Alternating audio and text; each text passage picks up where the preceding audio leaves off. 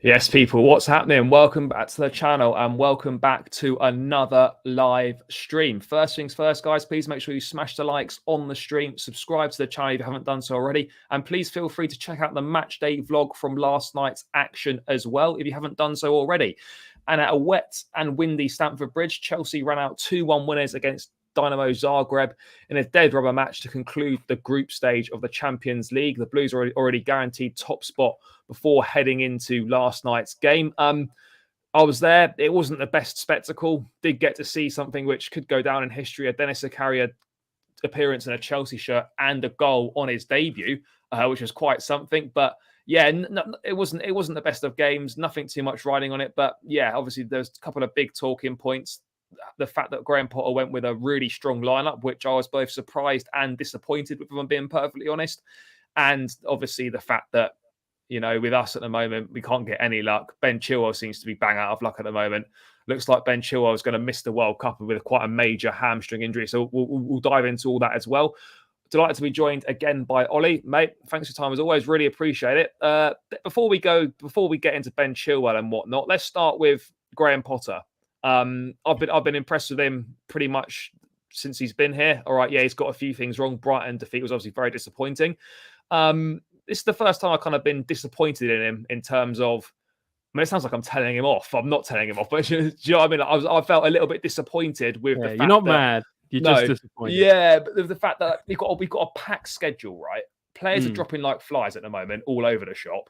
And you've got a game where in the middle of a really difficult run, which doesn't matter, you've got a massive game on Sunday against Arsenal.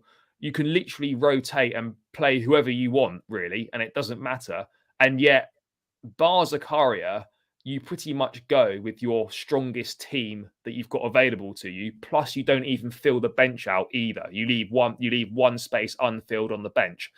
I didn't understand that at all. I mean, what were your thoughts on that? I mean, can you understand why Potter's done that at all? I can, but I don't like it. Because I think it's like I wanted to see some youngsters play. I wanted to see a little bit of a change to what we had seen. There's two reasons, in my view, why Potter did what he did. The first one is that he wanted to build some confidence with a win, with a strong, good performance, and and have a win ahead of the Arsenal game to make sure our confidence is up. I'm not really a big fan of that reasoning because the reason I say that is because he, I don't know, it didn't seem like the right idea, especially because I don't think that us being more rested, I think, would have actually been would have given us more of a benefit than necessarily us being confident for the Arsenal game, especially if for the Arsenal game they go 1-0 up, all of our confidence will just leave us anyway.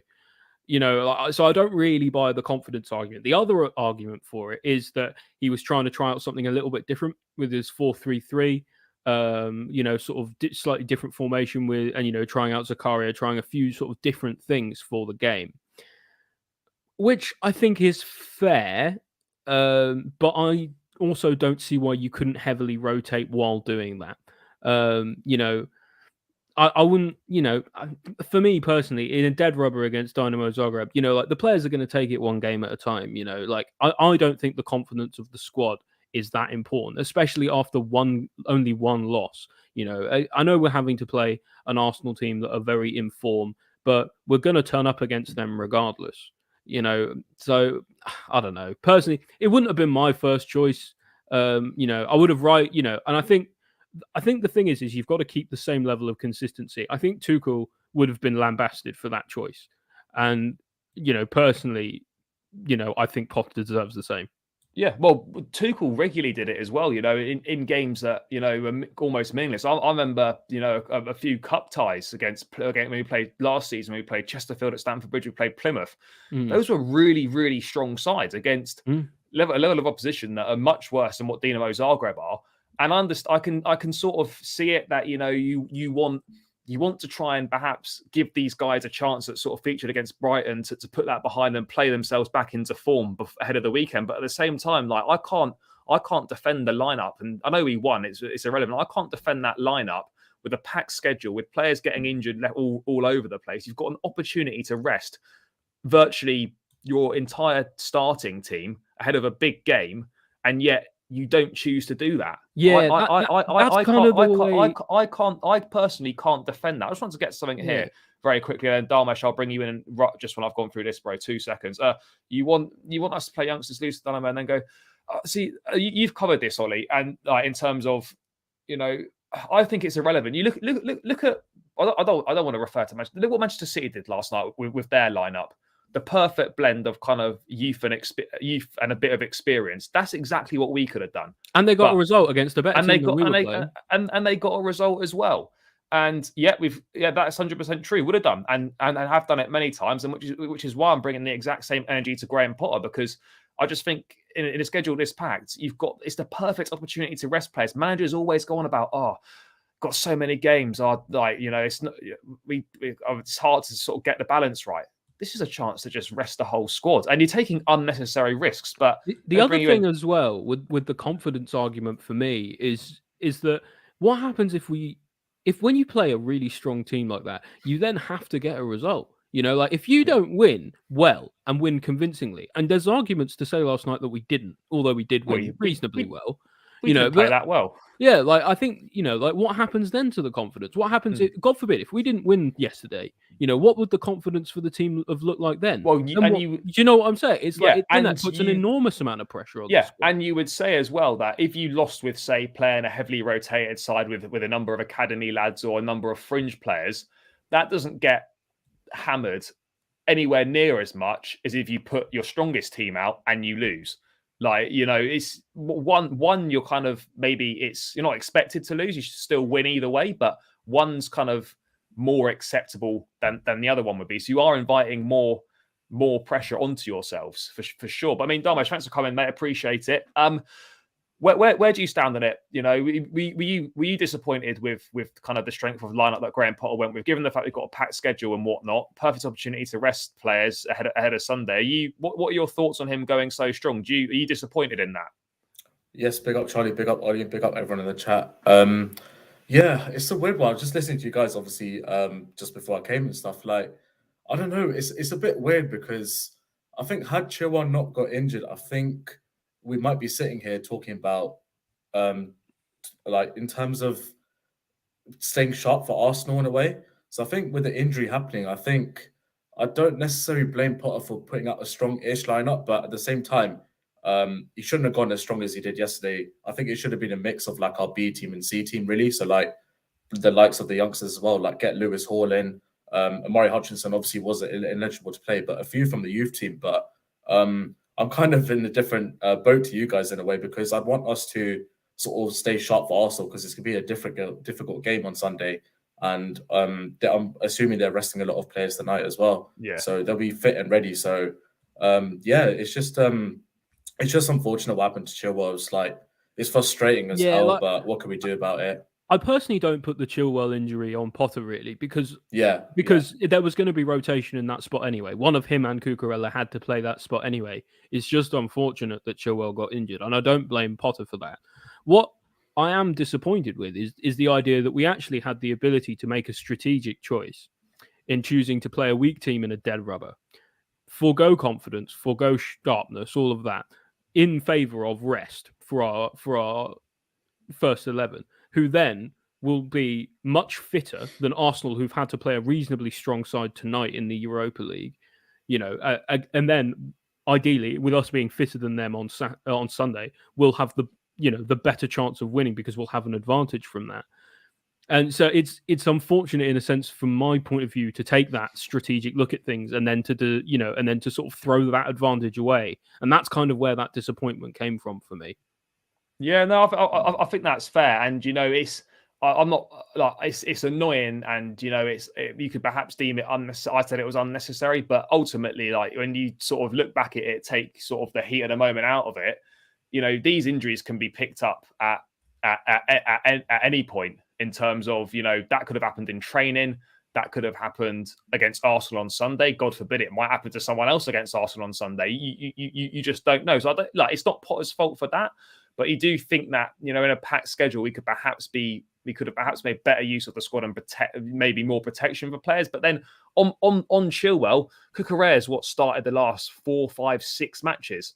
There was going to be rotation in that position. It would have made sense for Chilwell to start anyways. I don't think the Chilwell injury is necessarily on Graham Potter. But let's while we're on it, let's get the negative stuff out the way with first then. And yeah, disappointing to say the least. Ben Chilwell going down with a hamstring injury, literally in stoppage time, right at the end of the game.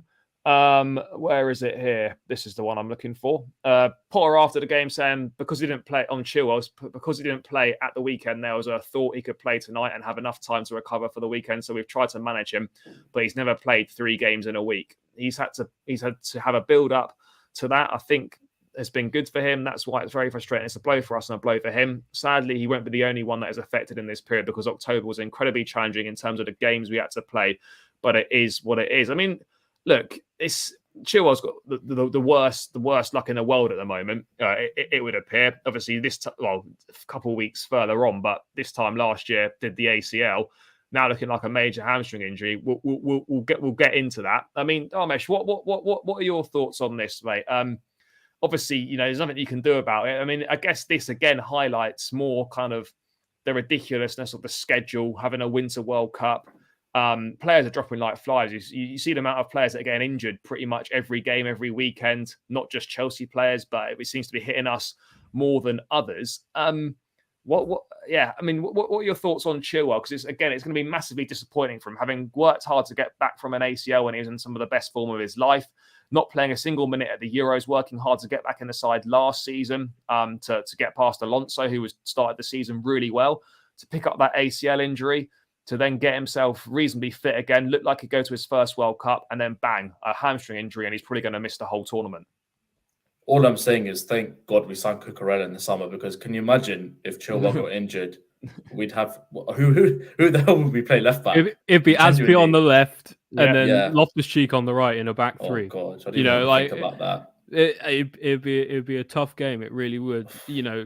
And that's It is frustrating that Chilwell's got injured, isn't it? But like we say, it can't be helped. These things do happen in football, Exactly. And it's nothing to do with Chilwell's workload because he hasn't played that much. It's just unfortunate. But in a way, in a sort of funny way, it will be quite good actually that if he is going to get injured, he's going to miss the World Cup, and he's not going to miss, say, like a month of our season. He's actually only going to miss the World Cup, which I think a lot of us aren't really looking forward to anyway. With the way England, I just think as well, like coming back from that ACL injury must be such a difficult mental sort of block for him as well, especially with this hamstring issue as well. Like, because I study sports psychology, so like, I know like sort of stuff about this, like how athletes and stuff go through this, like different case studies and stuff. So it's just like, it's interesting to know about and stuff, and like could sort of like relate what Chilwell's going through is like not just the physical aspects, because he might feel like in a month's time that he's fit, but after that it's just the mental side of it. You'd be like, oh no, I need to be careful of my knees and then obviously my hamstring as well, say in 1 or 2 months' time, and that might actually stop him playing at his full potential, at his full best. But all I'm saying is thank God we signed Cucurella, because genuinely, like, our left side would be absolutely destroyed. And this is a lesson to the board as well, to Todd Bowley as well, to go and get a backup left back and go get a backup right back or right wing back.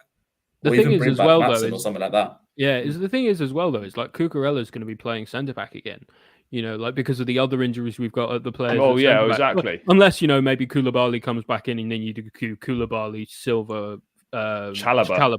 Well, I think which is a decent back three, and then you have Cucurella on the left hand side. So in that case, I suppose it'd be nice to have him back out on the left. I think that's where he's best deployed. Well, I think, to be honest, though, that's the only option we've got now. I mean, I was not going to talk too much. I'm not going to talk too much about Sunday like now, but like, if we're going to go with a 3 on Sunday, Cucurella has to play left wing back because there is literally no one else that can play there. See, that's I think it has to be a back three as well. It has to be a back three, doesn't it? Because he's a left wing back, not a left back. And so that means you automatically either have Aspi on the right hand side, who's going to get torched by Martinelli or Saka, or you put Loftus-Cheek there and take a body out of midfield.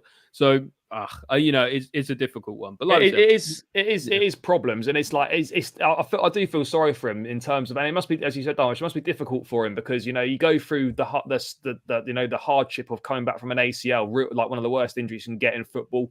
And then you're back playing sort of semi-regularly again. You're sort of trying to build up some confidence. You've got maybe going to your first World Cup. Arguably, could be starting. I don't think there's too much between him and Shaw. Certainly this season, I know Southgate perhaps really prefers Shaw, but Chilwell would have got his fair share. Like I saw a thing on Twitter. It's almost been a year since Chilwell actually did his ACL. I think end of November. So it's just it's scary. Even like it'll just come to his mind as well when he's recovering. You say that, but Southgate, like we thought the same at the Euros, didn't we? And Chilwell didn't get a look single minute. Trippier got picked at left back over him. So I don't know. Maybe he wouldn't have played regardless. But either way, he deserved to go.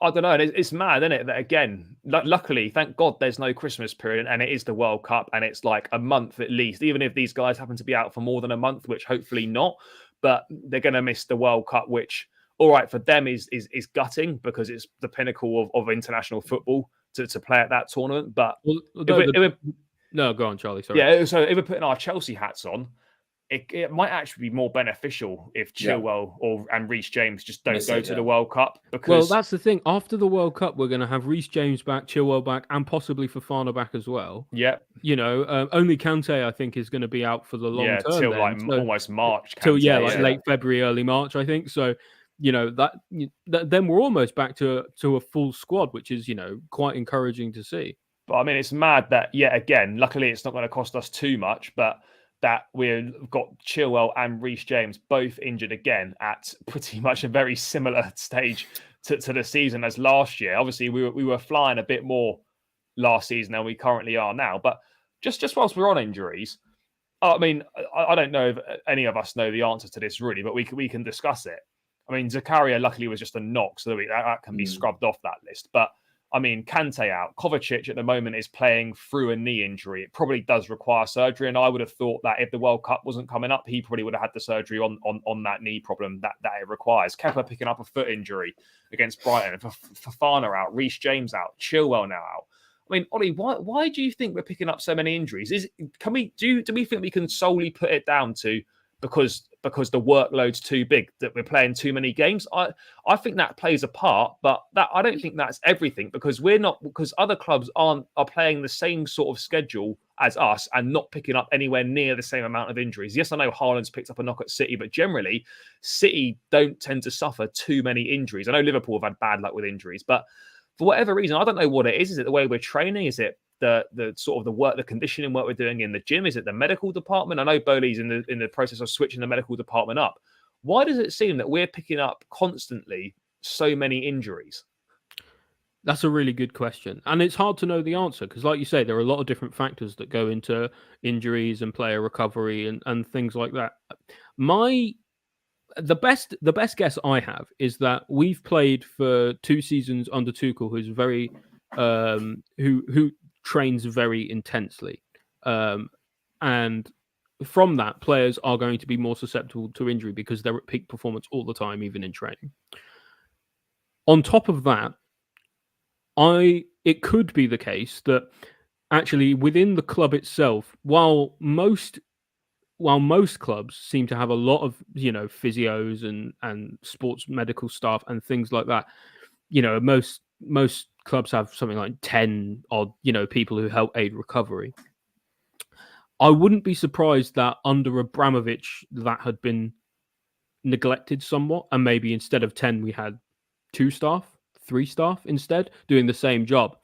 Now obviously that means everyone can't get the same amount of attention, and sometimes little things can get missed, and maybe it makes things worse. It's hard to know. That's my personal theory, but I've got absolutely no evidence for that. It's worth saying.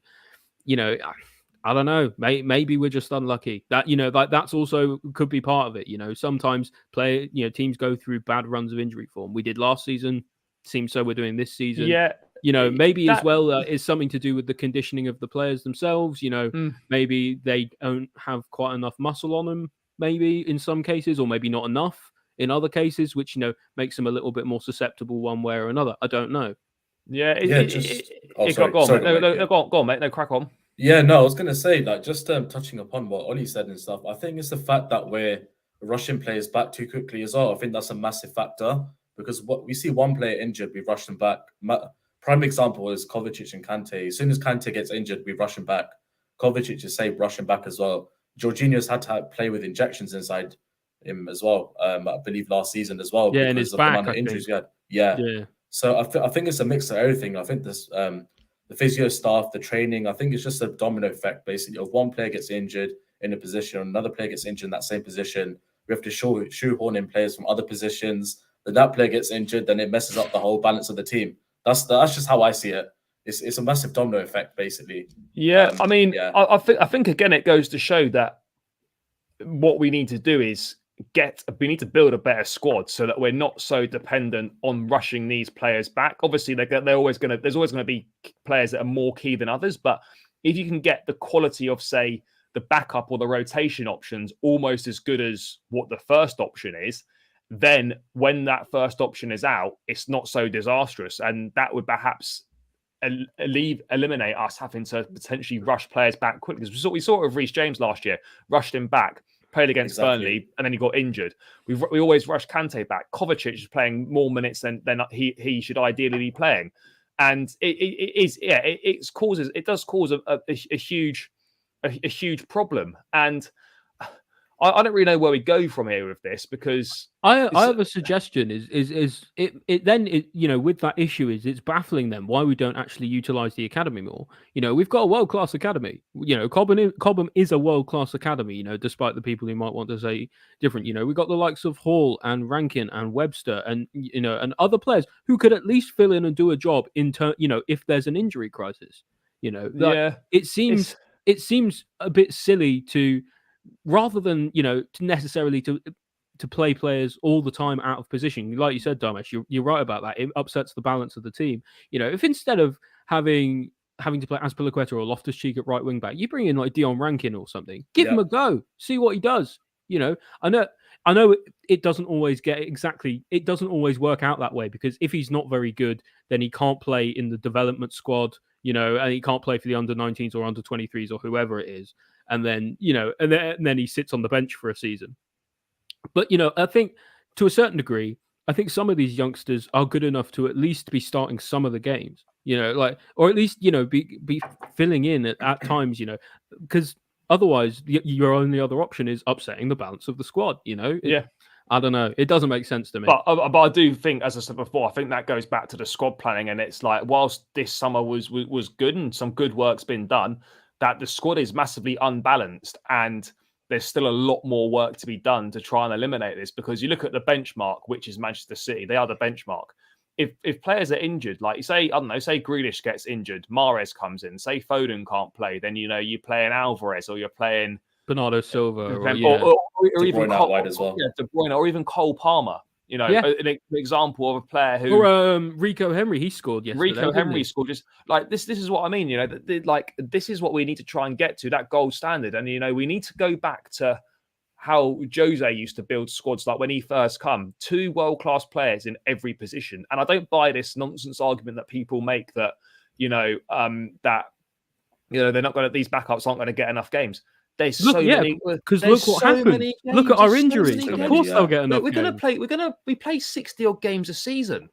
Even if a player stays fit for the whole season, they can't play every game anyway. They're going to need to be rested. There's going to be suspensions, injuries. Someone that is a rotation option is going to play a lot of games. That's the thing. They'll play a third of the games. Most of the time. Even more than that. I mean, think about in the last 2 seasons, right? If we had a backup to Reece James, say we had a Dumfries, for example, that we were linked with, he wants to play first. Yeah. He wants to play first team football. He would have played such a lot of football. Yeah, wake up, sunshine. You're the starter now. Yeah, well, this is it, and it's really important as well that obviously, luckily there is luckily there is the World Cup, because otherwise we would have had Cucurella as the only fit left back in the squad for a run of games that would have had the Christmas period coming up. Is Azpilicueta a joke to you, Charlie? No, mate, those versatile days are gone. Let me just quickly get to a couple of things in the chat before we get back to this. What we got here.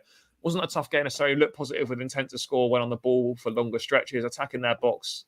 Yeah, no, I agree. There was more in. There's definitely been more intent in the attacking third than there was under Thomas Tuchel towards the end of his reign, for sure. We'll get onto Zakaria very shortly. Agreed. Agreed. Idea. We can't compare us to City right now, but that is the benchmark. That's the gold standard that you're kind of looking to hit. Kukurea, Aspie, Sterling.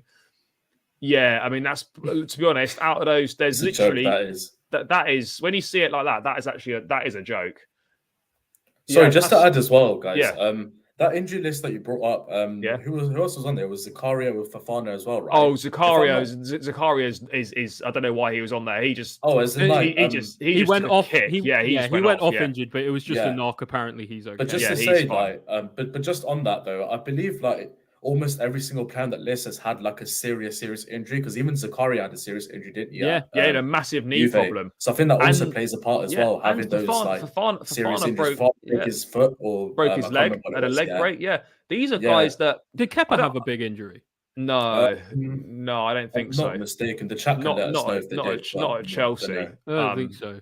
No, but that is an interest. I don't know if I've still got it. I won't bring it back up. But that is an interesting point, because Kante's had a lot of injuries. Kovacic has had injury problems. Fofana's had injury problems, as has Reece James, as has Zakaria, as has Chilwell. I think that plays a part as well. Maybe it's just the risk of re-injury is high. I don't know if these. This is a completely different conversation which we won't go into now. But I don't know if perhaps the evidence is stacking at the moment to suggest that actually, despite how good some of these players are, they might be grouped into the injury-prone category.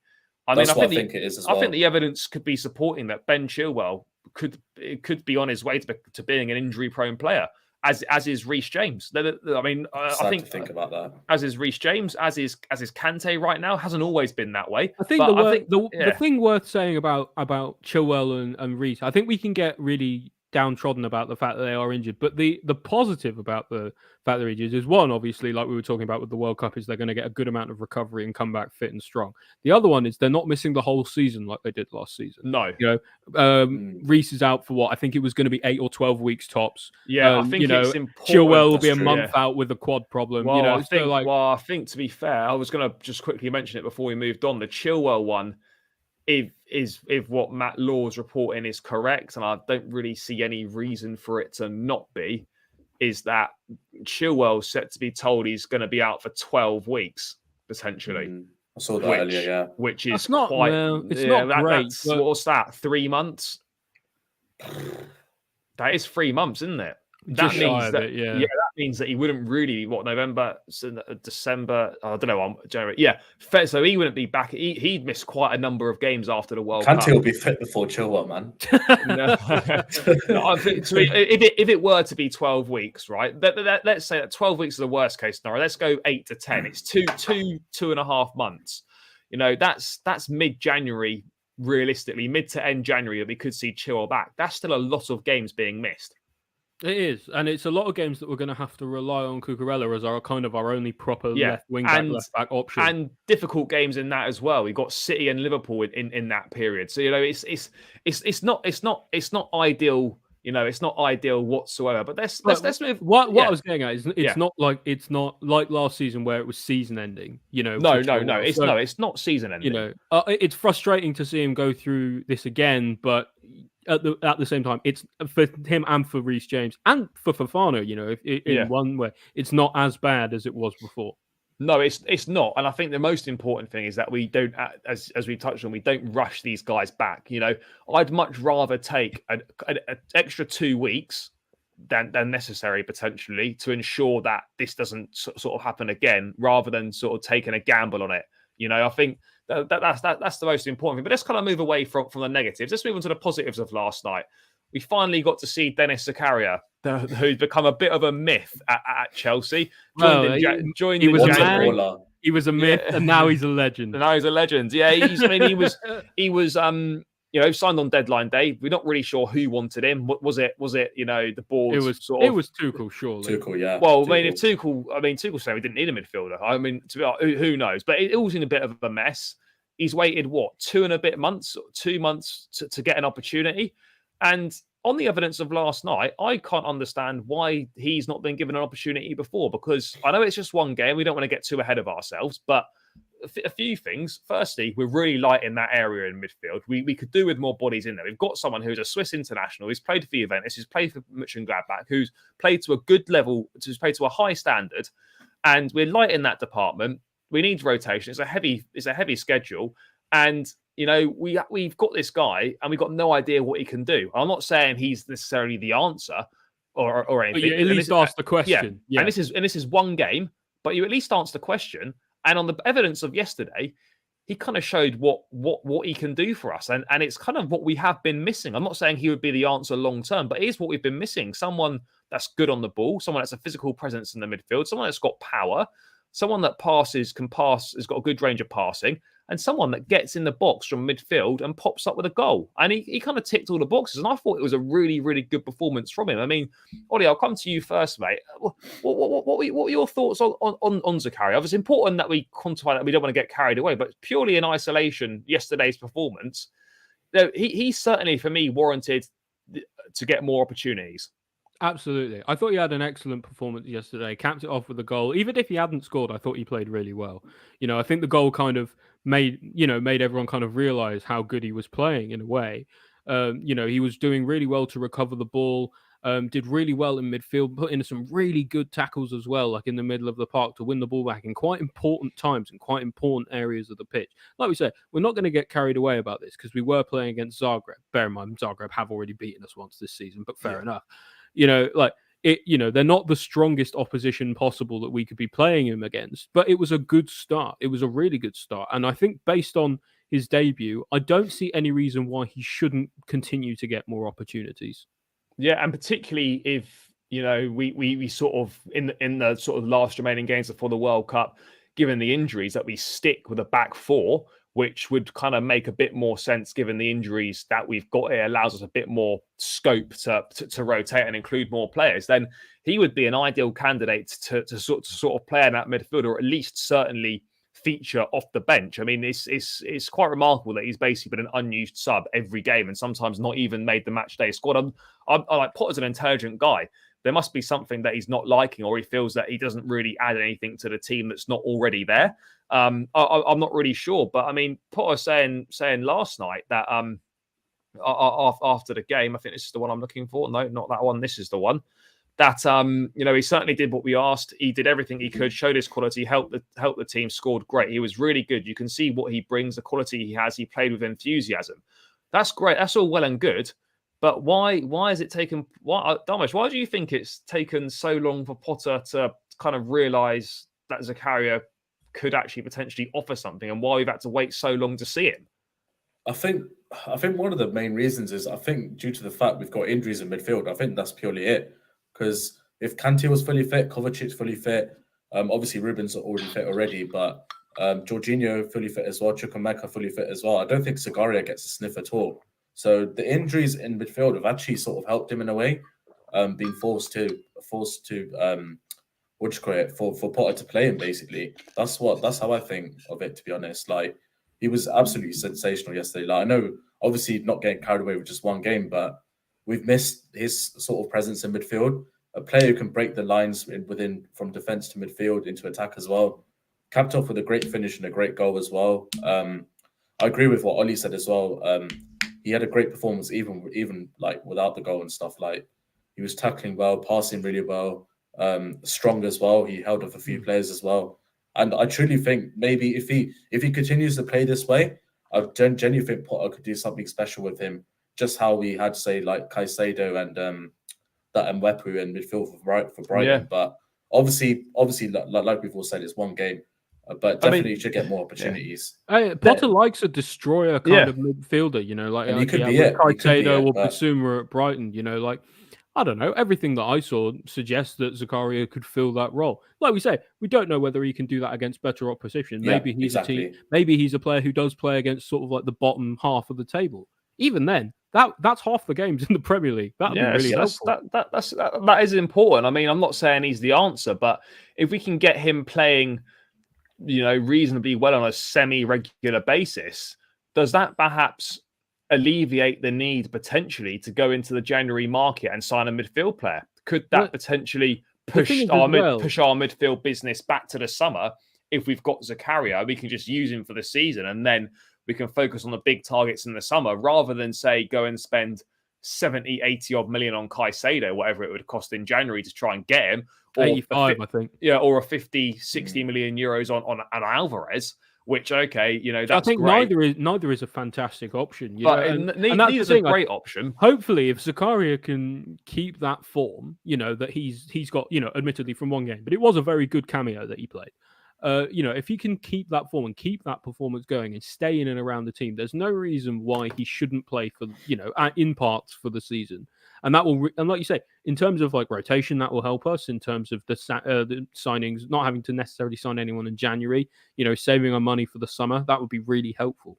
I mean, it certainly would be. And I think, I'm not saying he'll start on Sunday. I'll be very surprised if he started on Sunday. I think he'll be on the bench and he may get an opportunity for the bench. But for me, there's absolutely no reason at all why he shouldn't start against City in the Cup next Wednesday. There's no reason to it at all. I think he's shown that he can do it. He's more than capable of playing. And I think in a Carabao Cup tie away at Manchester City, that would be another test for him and another sort of, chance for him to show us what he can do and show that it just wasn't sort of really a one-off. But I wanted to talk about Raheem Sterling next. Dharmesh, I'll start with you, mate. Obviously, Sterling, came in for money in the summer. People were excited by it. He started pretty well under Thomas Tuchel. Only had one goal under Graham Potter. Obviously, doubled that tally last night. Both in the Champions League, ironically, for Sterling under Potter. He's coming for some stick. He's not been playing well. I mean, part of that can be attributed to him playing at wing back. But how important was it for him to get back amongst the goals last night? Just a bit of a confidence boost for him as well, kind of heading into Arsenal on Sunday. You can see in the celebration as well how much it sort of meant to him. He knew in his mind he was frustrated, and he doesn't like playing wing back as well. I think he said in an interview, or there was something I saw. He's never played there or something like that. Although the thing that does frustrate me about that is he was the highest player up on the pitch. He was more playing as a winger. The Trossard role they call it, don't they? So I thought Raheem Sterling did really well yesterday, and hopefully that should kick him on.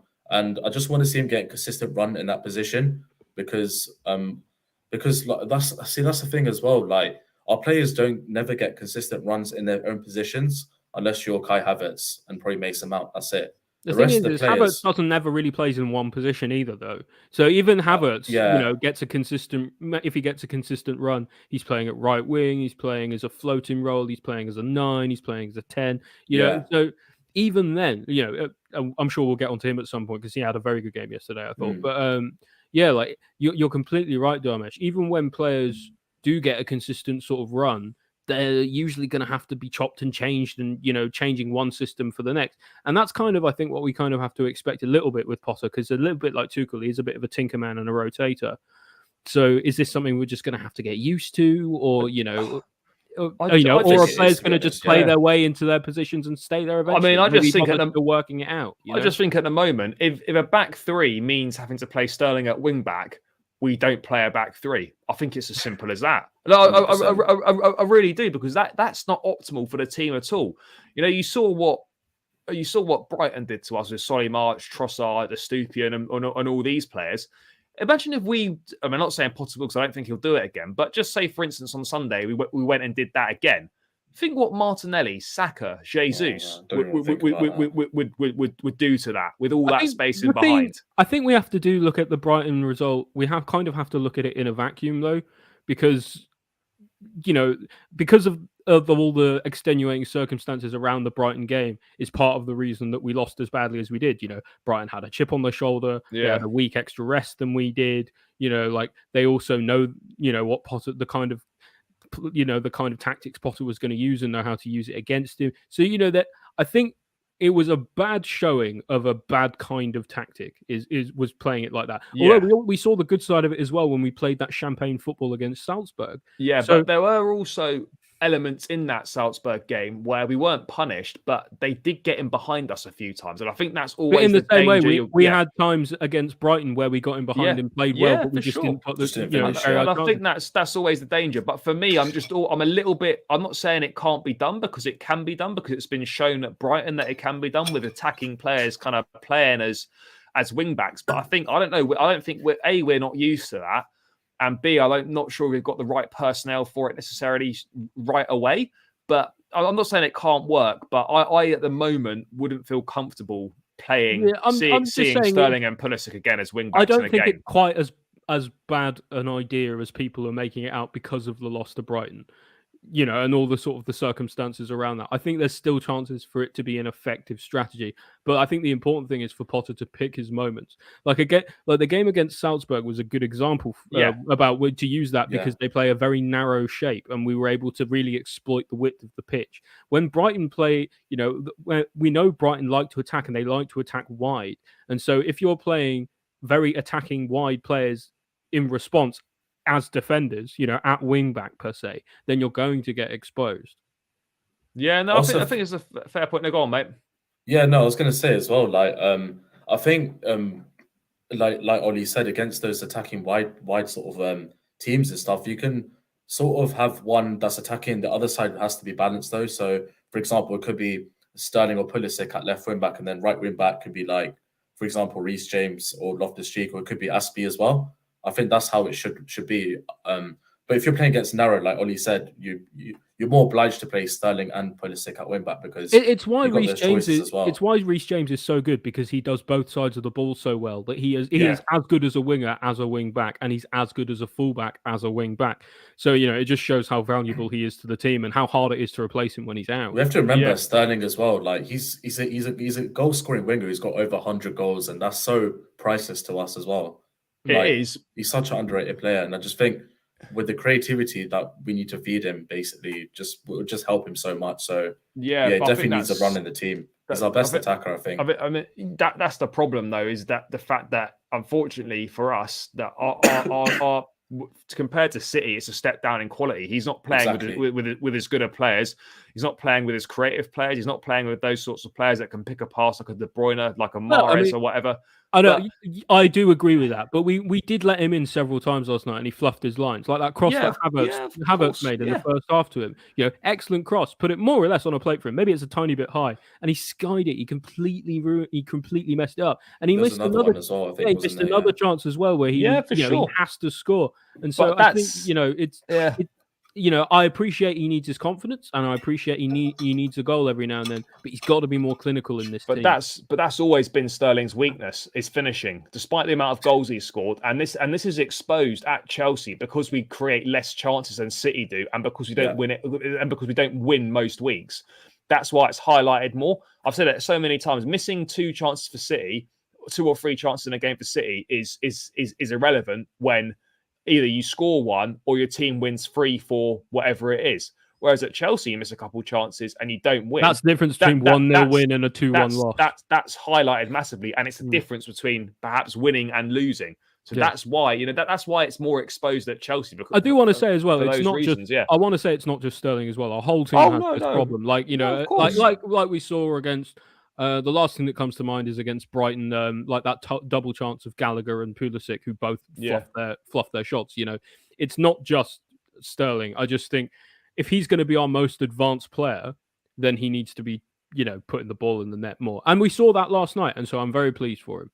Yeah, no, I'm pleased for him as well. But yeah, boys, let's get to some player ratings then to round things out. To be honest, I really like this system. I can't lie. It's obviously it's such a standard system to go with. It's good, and I think it suits at the moment what we've got with the injuries. And I don't know. I think the back 3 it can work, but I think like with everything's got a bit of a shelf life. And I think with us in a 3 at the moment, it's very predictable to play against. People know when they play Chelsea in a 3 exactly what's going to happen. And I think it's good to have that in our armory, and we can kind of whip it out and we can revert back to it. But I think it's important that we become equally competent in a different system, so that we can mix it up a bit more. And I think this 4-3-3 could work really well for us. But I mean, I'd like to see it. I'd like to see it on Sunday, but I'm not sure we will see it. I don't really know, but. Let's start with the ratings. Dharmesh, start with you first. Edouard Mendy in goal. It's a big 10 days for Mendy as well, because with Kepa still injured, I'm not sure if he's going to be back for Sunday or not. I think that might be touch and go. Mendy probably play on Wednesday night as well. He's got a couple of opportunities here to really try and give Potter a decision to make. I still think that Kepa's the number 1, and Kepa would have to go on a bad run of form in order for Mendy to displace him. But I mean, what did you make of Mendy last night? I mean, I felt he was okay. Made a couple of saves. His distribution at times was okay. At times it was poor. You always feel a little bit worried when the ball's at his feet and the opposition players are sort of bearing down on him, whether he's going short in the box. You always feel a little bit worried, but I felt it was okay last night. Yeah, I mean, I'm just trying to remember if he was at fault for the goal or not. But No, I don't think he was really. No. Well, I'm in two minds about the goal. Yeah, that's what I'm kind of thinking as well. Like no one should have a free header that close to the, that close to the goal anyway. Yeah, like it is a defensive mistake. At the same time, the ball is kind of not straight at him, but it's pretty close to him. And I know if it's that close to you from the start, it's hard to get there in time. I just think he probably should have saved it. However, I do think his passing has improved, actually. Yeah, his distribution was... I thought his distribution yesterday was actually better, and he looked like he was making a real effort to pass in advance, pass quickly, and to pass, with a decent amount of range. It must be something he's working on. Just to say as well, he made a good save as well. I think it was from the corner of the free kick as well. So, my rating for Mendy, probably... I'll probably give him a 6 for yesterday. I was thinking the same. Yeah, probably a 6 for yesterday. Yeah, Dharmesh, Oli, you're a man after my own heart. I completely agree with you. Oli, anything to add on Mendy at all, mate? Before we move on, I made my piece. Pretty much covered. Yeah, perfect. Whilst one streak we're going to go centre backs. We'll go centre backs first. Whilst one streak ended at the weekend against Brighton with Chalobah in terms of undefeated in Chelsea games he started, one streak's still alive, and that's games that he started at home for Chelsea, and he's not lost. So I think that's at 20. So shameless. It's going to get even. It's like games that we played at home in the week. Yeah, mate, and it's standing at training. I think it stands at 21 games now. I think that unbeaten at home. He's coming for Van Dijk's 70-odd game unbeaten run at Anfield. We're coming with Trev. Let's see how that goes. But I felt again another really good performance from Chalobah last night. He looked comfortable. He looks really at home at this level now. I've been so impressed with him, and to think we almost let him go in the summer as well. I mean, what a disaster that would have been. We talked about not bringing in a backup left back. I mean, this arguably could have been even worse given how things have panned out if we'd allowed Chalobah to leave on loan or to leave on a permanent transfer, whatever was going to happen. I thought again he was solid last night. Did all the basics well, defended well, understated performance. And I don't want to take this into the World Cup, but I really think he should be on the plane. I mean, Oli, what were your thoughts on Chalobah last night? Yeah, like I said, understated performance, classy. Sort of flew under the radar a little bit because of the performances of other players, but really solid. Didn't make a single mistake. Like we mostly expect of him now. Really seamless. Really pleased with him. Yeah, no, for sure. Dharmesh, anything to add on Chalobah? Yeah, no, he's really flourishing now. I actually think like this run of games that he's getting now has actually helped him, and like it's quite bad to say this, but Fofana's injury has been the biggest blessing for Chalobah. Of course it has, yeah. Had Fofana not get injured, I think Chalobah wouldn't have a sniff. I think we'd be saying like, where is he? Just like with Zakaria, to be honest, because but I think he might have, as well. I think he might have played, but it would have been either him or Cucurella. Yeah, like he wouldn't have been playing every game, and he wouldn't have been proving us. Well, I say proving us all wrong. A lot of us knew he was class, and he was kind of frozen out of the team unfairly, in my view. But it's really good to see him now as almost like one of the first names on the team sheet. He's learning a lot as well from like Koulibaly, Silva, and Aspie, all that experience around him as well. Yeah, so, he has a really good pass on him. Really good, like really, deft touch of the ball. I'm very impressed with him these days. If he can add like a passing range to his game, like if he can add like a really good long diagonal to his passing range, it'll be, it'd be very well rounded. And to be fair, there's no guarantees either that once Fofana comes back, he goes straight back into the team. I personally don't think he does. But we will deal with that after the World Cup, and Fofana will get ample minutes, of course. But I really don't think we do. But I mean, in terms of a rating for Chalobah, lads, I'm thinking probably a 7. Yep, 7.5. Happy with that. 7, yeah, agree with 7. Fantastic. Let's get that in. Koulibaly. I mean, I was watching the game with a couple of lads last night. And he was unsure as to why Koulibaly was starting. We were having a bit of a heated debate about it in the stands. But I've got no problem with him starting because 1, Silva needed to be rested, and 2, we haven't got any other options. So it was obviously going to be him, and it makes sense that obviously he's now going to play. He's going to play against Arsenal on Sunday. He's not played for a few games. This is the perfect game to use him to just get a few minutes in the tank and build a bit of fitness, build a bit of sharpness back up that he's lost from not playing the last few games. And I think that's probably why he was subbed off around 65, 70 minutes for Silva, because he probably just didn't have it in him to go a distance. And as much as I was annoyed about bringing Thiago Silva on, like, what is the point in that? We should have just given him the whole week off. He could have picked up an unnecessary knock. But I can fully understand that. And I think, I understand that with Koulibaly. And I thought he had a good game yesterday. I do worry a little bit about him sometimes, where he does sometimes look a bit shaky when he's on the ball. Very rash. Sometimes he's a bit rash as well. But I don't occasionally has a bit of a heavy touch, doesn't he? Yeah, exactly. I mean, I don't think he was terrible yesterday by any means. I thought he was solid. And for a first game back after missing sort of 4 games or so, you're not going to go seamlessly back into it. But I like what I saw, and I think he can be important. But he's still learning and adapting as well. Having played in Serie A his whole career, this is totally different, and it's going to take more than 10 games, of which a few that he's missed, to get used to things. I mean, I would probably give Koulibaly I'll probably give him a 6 last night. Dharmesh, I'll come to you, mate. Your thoughts quickly and a rating.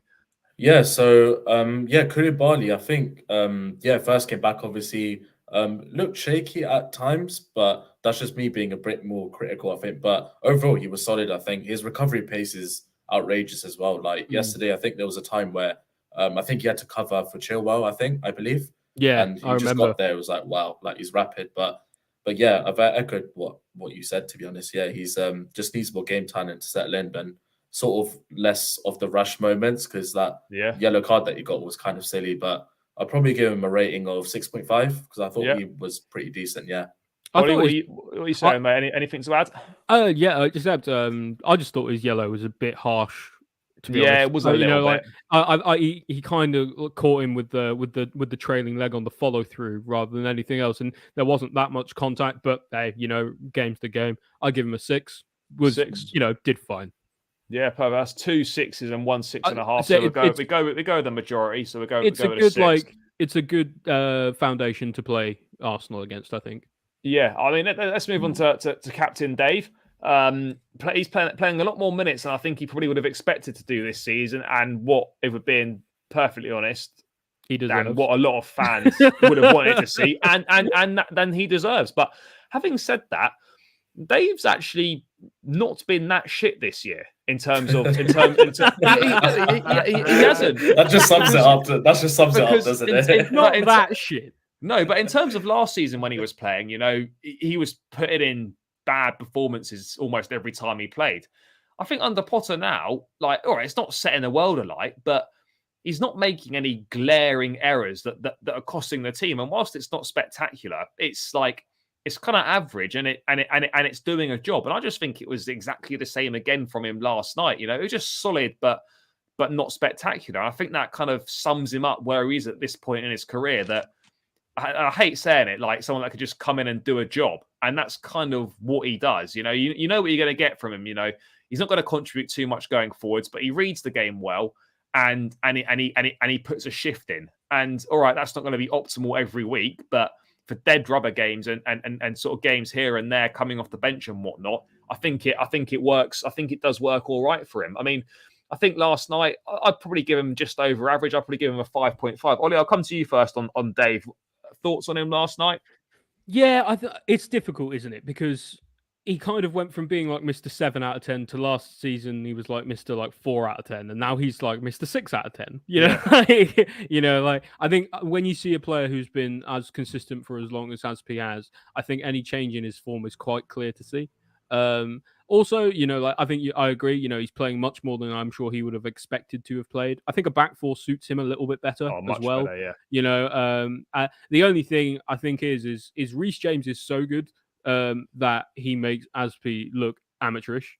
That's just like how good Reece James is that actually he makes Azpi look worse than he is. And every time I see Azpi go forward, I miss Reece James. Yeah, that is exactly it. Mate, what would you give him? I've gone with a 5.5. Would you agree with that, or do you think slightly different? Maybe a 6, but 5.5 would also be fine. Dharmesh, anything to add, mate?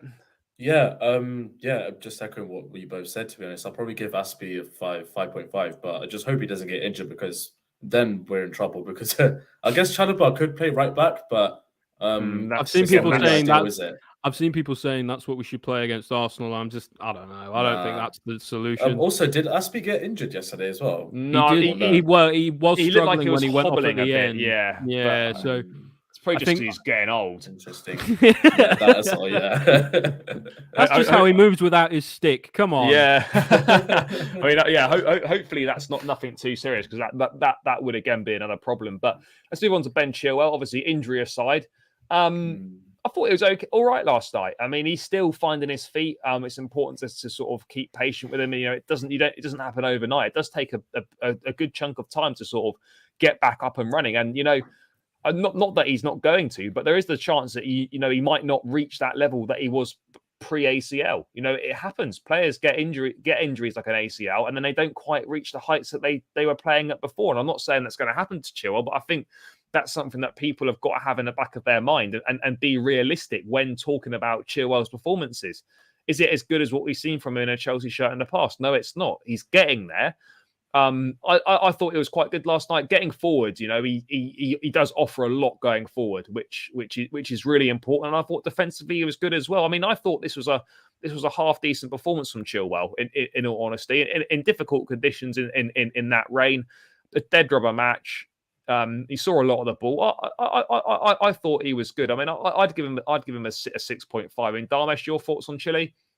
Yeah, it's weird because I always associate what Chilwell was, but not what he is right now. So that's why, like, I'm kind of like, you can tell in this game he's still not sharp, but obviously that's given the injury and stuff. So I'll probably give the rating for Chilwell. I'll probably go 6, to be honest. 6.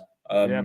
Obviously minus the injury, that's just unfortunate anyway. But I thought, good going forward, going back as well. I feel like his final ball could have been better at times, but that's just me being very critical of him. That's it.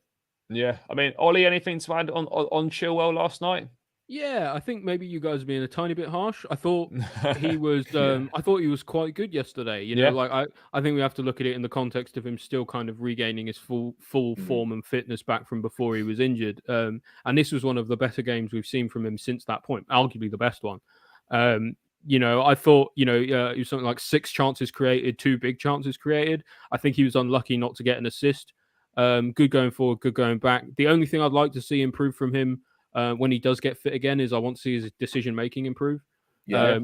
Especially in the final third. I think sometimes he shoots when he should pass and passes when he should shoot. And sometimes when he chooses to pass, he doesn't quite make the right pass. So I would personally maybe give him a 6.5 or a 7. I thought he was fine. I didn't think, I think occasionally he was a bit wasteful going forward, but that's kind of to be expected. When you've got a left back who's kind of bombing on forward. So 6.5, 7 would be my idea. We'll go with a 6. That's 2 6s, 1 6.5. Right, let's rattle through these. Let's move on to Jorginho. I think again solid, not necessarily spectacular, but I think 1, a midfield 3 suits him a lot better, and 2, we saw exactly what he brings to the team that was missing against Brighton.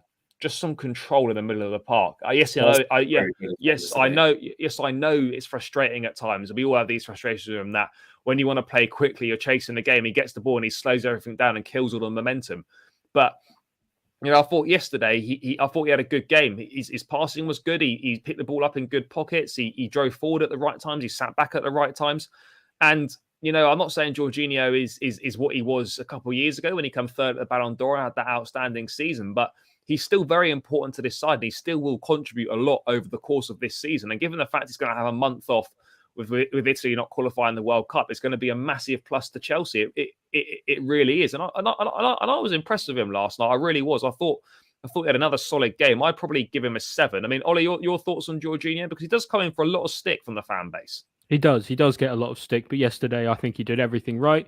It was really nice to see him play alongside someone like Zakaria, who can kind of cover up for his kind of physical, his lack of physicality, let's call it. Yeah. But everyone knows that's not why Jorginho's in the team, regardless. I thought he did everything that he usually does, like being the safe ball, making some good passes, things like that. But I thought he was doing really well to try and break the lines a bit more, make some more sort of slightly riskier passes, because we know he's got that in his locker, and it's nice to see him giving it a try. I give him a 7. Dharmesh, Jorginho? Yeah, you both summed up Jorginho perfectly. His passing was excellent.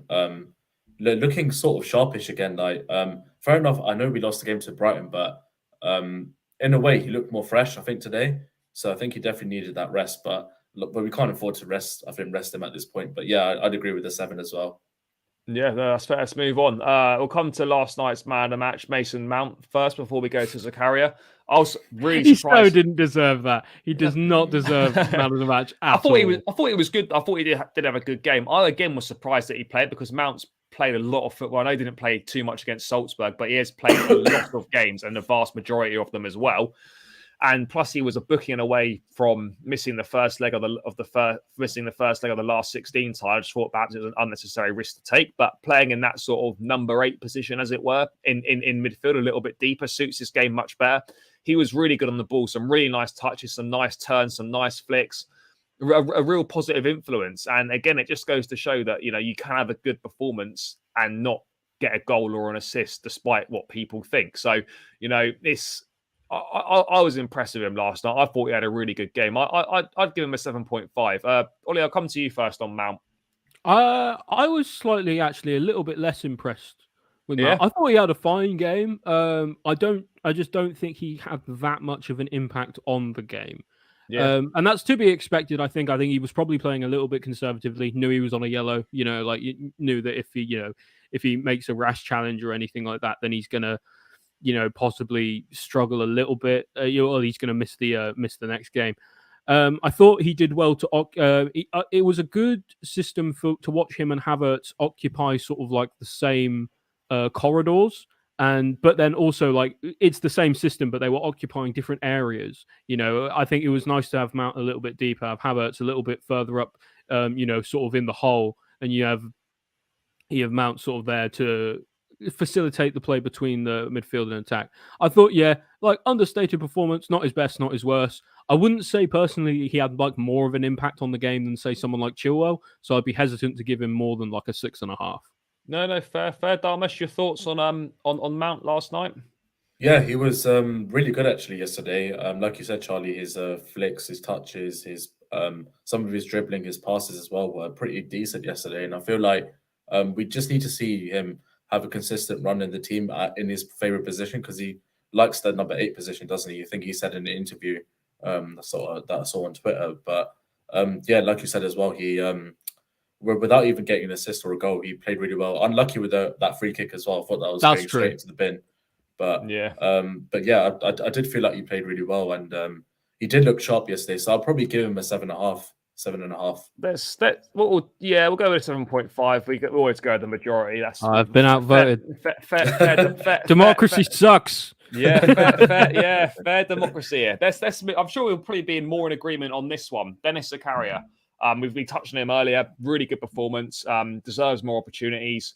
Great physical presence. Driving force. Good passing. Looked good on the ball. Scored a goal. Ticked all the boxes on his debut. I really want to see more of what this guy can do. But yeah, I think for Zakaria, I think an 8.5 would probably be fair. I mean, Dharmesh, come to you first. Your thoughts? Yeah, Zakaria, just based off one game, he was sensational yesterday. Can't really fault him, to be honest, for anything yesterday. Wasn't sloppy on the ball, passed really well, tackled really well, was strong, driving forward as well.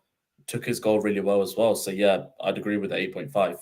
Well, why not praise him after one game? So, Oli, Zakaria for you, 8.5. Do you agree, or too high, too generous? I think a bit low, actually. I think I think the only thing you could say that was a detriment to his game is that we weren't playing better, against better opposition. I think if he put in that game against, say, if he did play against Arsenal and he put in an opposition like that, people would be talking about 10. So I would personally give him a 9. Fuck it, let's go with a 9. It might be the only time. It might be the only time we see him in it. It might be the only time we see him in a Chelsea shirt. So let's enjoy it whilst we can. Raheem Sterling, confidence booster back amongst the goals. I thought he had some really nice link-up play of Kai Havertz during last night.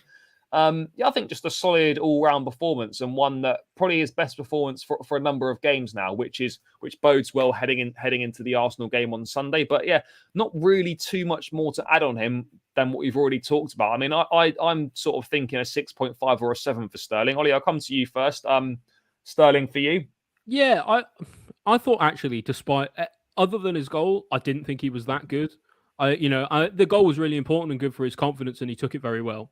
But I think he could have had a hat trick, to be honest. And he was fluffing his chances, like we know he is very capable of. I would have liked to see more from him, but can't argue with the goal.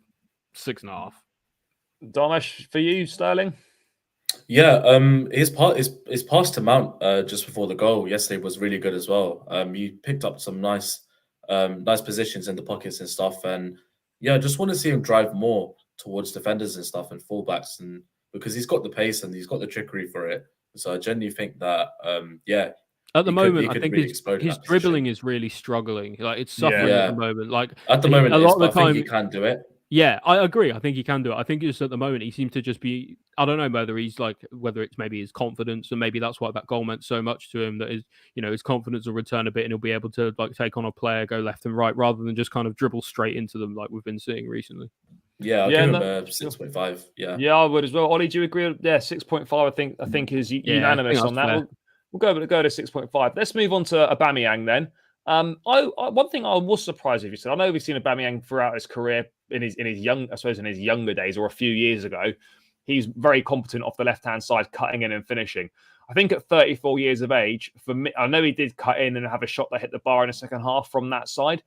I want him in the middle as a penalty box striker, as a poacher. So he's just there, and when there's an opportunity, he sticks it away. I don't really want him drifting out wide, coming away from the box. That's not really his game anymore. I know he has done it in his career, but I don't think that's at this stage and at this age and this version of Aubameyang that we've got.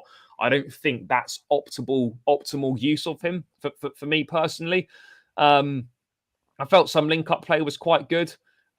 He created a couple of chances. He should have scored. Really, he should have gambled on that cross where there would have been a tap in for him, which was a little bit disappointing. Chilwell's one. Yeah, you would have felt that there would have been that sort of striker's instinct. He would have gobbled that up and stuck it away. But I mean, look, it wasn't terrible, but I'm not sure I like seeing him play wide. If I'm being totally honest, I know it's a bit of a small sample size to judge it on because it's just really been this game.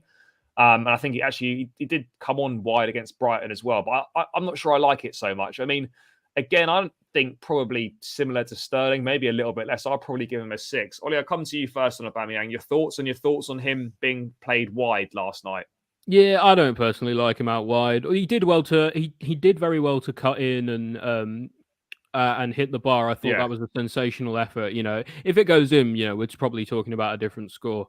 But it didn't, and we're not. So, I don't know if there's really much more to say. I personally like him, like you said, as a more of like a danger man poacher in the box, rather than someone who's going to be on the left and cut in. A bit more like Werner used to do. For me, I think he's a little bit wasted out there. I give him a 6 or a 5.5. Yeah, Dharmesh, your thoughts on Aubameyang and his positioning in general last night? Yeah, I don't really like seeing him out wide, to be fair. I think back in his Dortmund days and sometimes for Arsenal at the start of his career, he was deadly on the left, cutting in and scoring and stuff. But his link-up play has been good and stuff. Had a great assist as well, good back heel and stuff. So, I'd probably give him a 6 overall. He was quite invisible throughout the game. I don't remember him doing much apart from hitting the bar and obviously that assist. But give him a 6. Let's go at a 5.5. I think that's fair. I mean, not much in it, but he was just above average for me. Let's round it out with Kai Havertz. Third start on the spin. Didn't make it 3 goals in 3 appearances. So I had a couple of opportunities. There was some nice link up play with him and Sterling, particularly in that first half. But I don't know.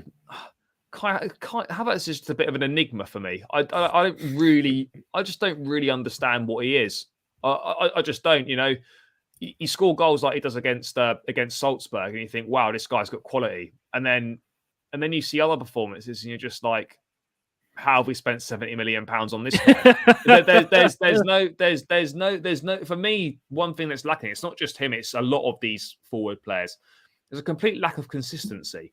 And I don't really know what the answer is to getting the best out of Kai Havertz. You know, he played as a centre forward yesterday. I don't think he is a centre forward. If we're being honest, he's not a centre forward. He's not someone that's going to score you 15, 20 league goals a season. That's just not him. But then he's not really even someone that's going to get you 10 league goals in a season. So then what is he? And this is the big debate. I mean, last night, I don't know, I just felt he was average. I mean, I'd probably say it was a bit better than Aubameyang just because he had some nice link-up play and got around the pitch. But I don't know. I'm still massively jury out on Havertz. I mean, Dharmesh, I'll come to you first this time. What are your thoughts on Havertz last night and just kind of in general? Yeah, do you know what? I think it was similar to sort of Mason Mount, but even though Mason Mount was a lot better than Havertz, but you can tell like a few of his touches, a few of his flicks, and his link-up play was pretty decent yesterday. I don't remember him. Apart from that one pass, actually, that was really good. Stat for Stanley. I don't remember him doing much in the game, to be honest. And overall with Havertz, I think the only thing we could really try now is maybe put him with another striker. I don't think we've seen that from what I remember. Could play him with Aubameyang or maybe with Broja or something like that. We've seen it once or twice, That's something we could try, but yeah, I'm with you on Havertz, to be fair. I'm jury out with Havertz, to be honest. Unless he does turn it around second half of the season, which he usually decides to turn up for. He's normally a bit better, isn't he? He's normally a bit better. But I mean, it'd be typical that Havertz will probably ball out at the World Cup and then come back to Chelsea and be shit. But, you know, can't have it all seemingly. I mean, Oli, thoughts on Havertz last night and just kind of in general as we sort of move towards the World Cup? I mean, he shows glimpses, but he almost kind of teases us and then just reverts back to type of what we've seen for much of the last 2 and a bit years. I think you're both being harsh. I thought he had a good game yesterday. Fair. I thought he was making some good passes. He made some good runs. He did really well to occupy. Because I don't think he was really playing as a striker. I think he was playing, if anything, more like a 10. You know, he was really playing in the hole, and he linked really well with Mount, I thought, and he did very well to. And you're right. He got around the pitch quite a lot. He was making good decisions, good passes. I thought he was unlucky not to get at least an assist. I think with Havertz in particular, I think that might be his best position. I actually do. I think that sort of number 10 creative role, is actually might be his best position. I think he will play well at the World Cup, and I think the reason he'll play well at the World Cup is maybe the manager for Germany will just ask him where he wants to play, and he will give him his answer, which is just anywhere on the front 3. I thought it was a little bit. I think your guys' assessment of him was a bit harsh. I thought, he's building a little bit of consistency now. He's got, I would argue 2 goals, and then yesterday's performance, which I thought was pretty good. I would say that was 3 good performances in a row. I personally would have given him like a 7 or a 6.5. I think a 6.5 is fair. 6.5, yeah, I agree with that as well. I thought he did okay. Yeah, it was okay, but the problem is at Chelsea, okay, it doesn't cut his output, I think. Yeah. Well, you say that, but I don't know. Okay, is fine. Like, in my view, it's always easier to say that about like if you have like a solid understated performance, say like Chalobah had. Like he didn't pop up with a goal or anything because he's not expected to. Havertz is a forward player, so you expect to see a bit more creativity and more numbers actually from his game. But, Havertz just doesn't seem like one of those players. He seems like someone to more facilitate the play, at least in my view. And I don't know. Whenever I watch him, he always seems to be making the right choices. And, in a way, I think sometimes he does make the wrong choices and sometimes he just gets unlucky. I think if he has a consistent run of games in the team instead of constantly chopping and changing, if he played in that number 10 role for half of a season, I don't see why he wouldn't get more goals and assists. Yeah, I mean, I think it's twofold, isn't it? He needs to deliver more, but then he does need to run a games. But then when he doesn't play well in that position, fans need to also not, and it's easy to say because we've all done it and we'll continue to do it, but not to like come down like a ton of bricks on players when they do shit. but it's like it's really hard. It's really hard not to. But I mean, you always try and sort of be balanced and bring criticism in like a sort of in a fair way, as it were. But yeah, it's tricky, and I think ultimately Havertz needs to deliver more. I'm sure he knows that he needs to deliver more, and hopefully he can do. But yeah, for me, this is World Cup's going to be big for him, and then the second half of this season's massive for him because, you know, if he carries on how he's done, where he just like does a little bit here, does a little bit there, not exactly setting the world alight, I wouldn't be surprised if Chelsea potentially look to move him on with Nkunku coming in, possibly Rafa out, other options up the top end of the pitch. It's going to become congested up there and people will have to leave. And I think if Bayern Munich were interested, then I think Chelsea could potentially look to do a deal if the price is right and if Havertz is not really delivering what people expect from him. But let's wait and see what happens. And ultimately, it's in everyone's best interest as Chelsea fans for Kai Havertz to do well. So we do all want him to do well. Let's just hope that can happen. But yeah, I mean, seems like a good place to round out there. Boys, haven't got too much more to add. Thank you both so much for your time. Guys, make sure you follow Oli and Dharmesh on Twitter. I've linked them both in the description below. Go and check it out. And yeah, make sure you just go have a look, follow them. Great conversation. As always tonight, lads, guys, thanks for getting involved in the chat. As always, please make sure you smash the likes on the stream on your way out. Subscribe to the channel if you haven't done so already. And I will be back tomorrow night with a match preview for Arsenal. So yeah, guys, stay tuned for that. And if you haven't done so already, please do check out the match day vlog from last night as well. If I would appreciate that greatly. But yeah, guys, until then, enjoy the rest of your evening. Take care and up the Chels.